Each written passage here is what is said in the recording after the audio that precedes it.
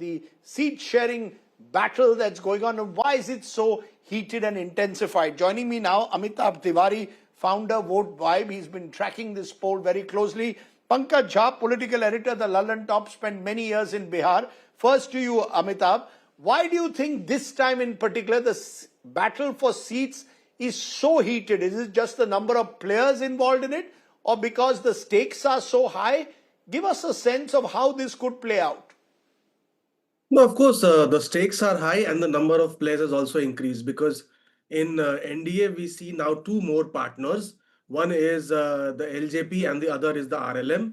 And in the Mahagatbandhan bloc as well, we see VIP, JMM, IP Gupta party as well as LJP faction of Pashupati Nath Paras. See, it's a close contest and both the alliances feel that they have a winning chance. The number of ministerial positions or deputy chief ministerial positions any party gets depends upon the number of MLAs they have. So all parties are bargaining for that. Also, the smaller parties in Bihar like VIP, LJP, Hum, etc., bring in the crucial 2-3% caste community votes.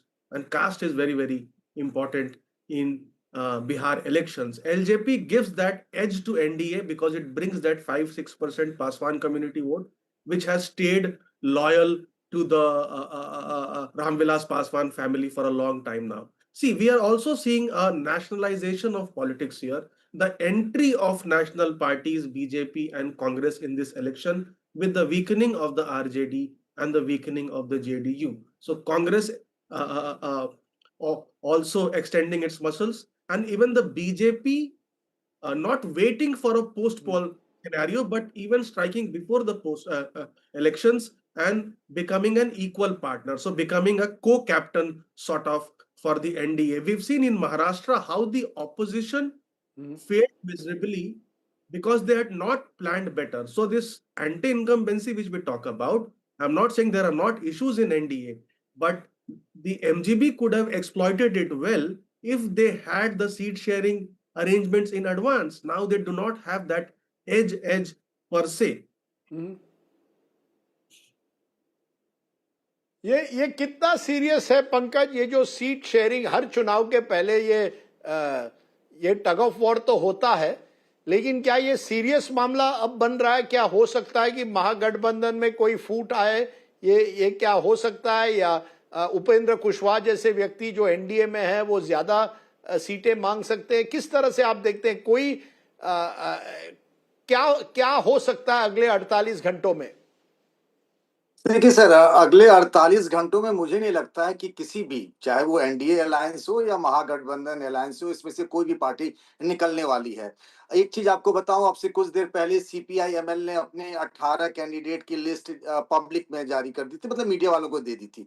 फिर इसको hold back कर लिया गया। ये hold back किया गया, कहा गया कि भाई जब सारे लोगों के बीच में सीट शेयरिंग हो जाएगा महागठबंधन के अलायंस में, तब हम आपको ये पब्लिक करेंगे, हम तब आपको बताएंगे मीडिया को।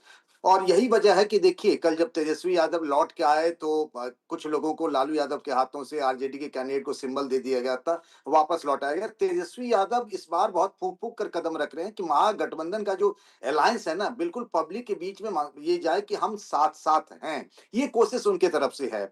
मुकेश सहनी के बारे में तरह तरह की बातें की जा रही है। अभी हम कुछ देर पहले मिले तो उनको कुछ सीट्स ऑफर किया गया, उन्होंने कहा कि समय है और हम ठीक कर लेंगे। इस बार सबसे बड़ा झंझट ये है, मुझे जो लग रहा है, वो नंबर ऑफ सीट से ज्यादा जो है वो क्वालिटी ऑफ सीट्स। पिछली बार जो कांग्रेस को 70 सीटें मिली और 19 सीटों पे जीती वो, और ये कहा गया कि एक तरीके से बैगेज हो गया वो महागठबंधन के लिए। इस बार चिराग पासवान हो, देखिए नीतीश कुमार के घर पे जो कल से लेकर आज तक बैठक हुई कि एक एक सीट है, जैसे मान लीजिए लालगंज है तो चिराग पासवान कह रहे हैं मुझे चाहिए, जेडीयू कह रही है मुझे चाहिए।